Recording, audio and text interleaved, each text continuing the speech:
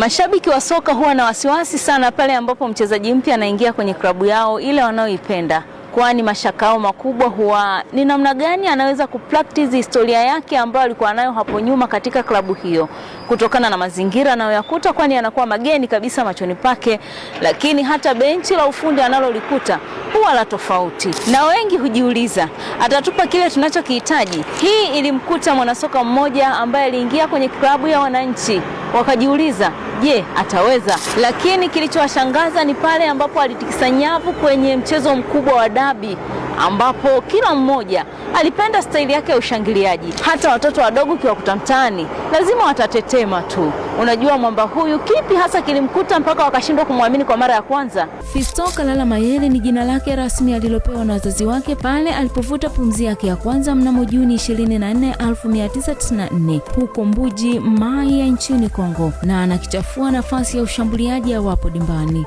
Kuzifikia ndoto huwa kuna mambo mengi, kwani Mayele akiwa mtoto alitumia viwanja vya vumbi na ule mpira wa kitaa kama sehemu ya maisha yake na si sehemu ya kupatia pesa. Zaidi aliamini katika kukuza kipaji bila kujali hali ya kimaisha. Hata miundombinu haikuwa rafiki juu ya kusapoti kipaji chake. Kabla ya kugundulika kwa kipaji chake, Mayele aliwahi kukataliwa na vilabu kadhaa kwa kuamini kuwa hana uwezo kabisa wa kuwapa kile wanachokihitaji, na hii ilipelekea kuchelewa kupata timu kubwa ukilinganisha na wachezaji wengine aliocheza nao huko mchangani. Kuna muda Fiston Mayele mwili wake na roho yake vilichoka kukitumikia kipaji chake kutokana na kukosa msaada wa kifedha, ili mradi tu aweze kuendelea kile alichonacho. Lakini alipiga moyo konde, akajiambia kuwa Mayele, amini kuwa ni muda tu haujafika. Pull up your socks.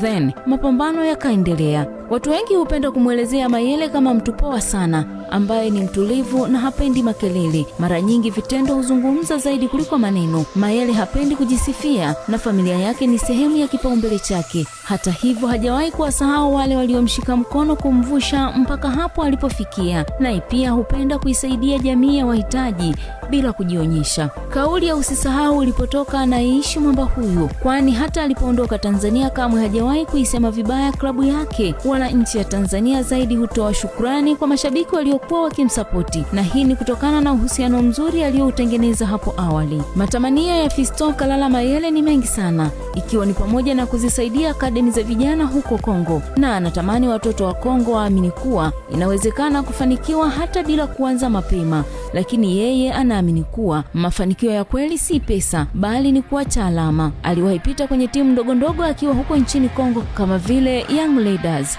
FC Sharp ya Lubumbashi, na hapo lilifanyika kama daraja mpaka kumpeleka kucheza timu ya mkoa akiwa na JS Likasi. Kasi yake ya kufumania nyavu ilizidi kuongezeka, akajiunga na ligi daraja la pili huko nchini Kongo. Msimu wa 2018-19 alijiunga na miamba ya Kongo AC Vita. Mengi aliyafanya, na hii ikapelekea kumleta nchini Tanzania mpaka mitaa ya Jangwani. Alitua nchini Tanzania akiwa mgeni kabisa, na tafakuri yake kubwa ilikuwa ni kwa namna gani atatikisa anga la soka, kwani kwa kipindi hicho mashabiki wengi walihoji kwa kusema kuwa mwamba huyu ataweza kweli. Hapo ndipo aliwaza usiku na mchana juu ya kuaminisha na kuonyesha kile alichonacho. Tarehe 12 ya Septemba 2021 ndani ya dimba la Mkapa lenye uwezo wa kubeba mashabiki 60,000, wahasimu wawili walikutana. Ulikuwa mchezo wa ngao ya jamii. Dakika ya 12 ya mchezo ule, Mayele alipokea mpira akiwa ndani ya 18, akaudhibiti kwa utulivu, akapiga shuti la uhakika. Mwamba hakuamini pale ambapo sauti zilitokea majukwani mithili ya nyuki mzingani zikasikika kwenye dimba la Mkapa. Papo hapo shaka zote zikageuka heshima. Mashabiki wa Yanga walimpa saluti na Mayele alipiga goti akamshukuru Mungu wake. Simba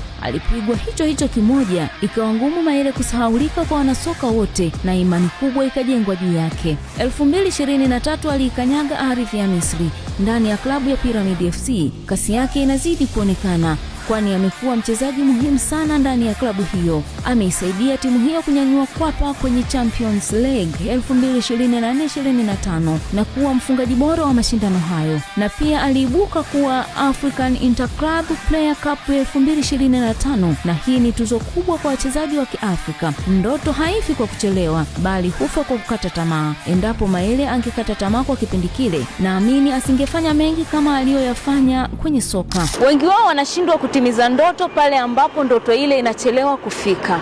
Lakini kwa upande wa Mayele, hakika hakukata tamaa pale ambapo ndoto yake ilichelewa kwa muda ule.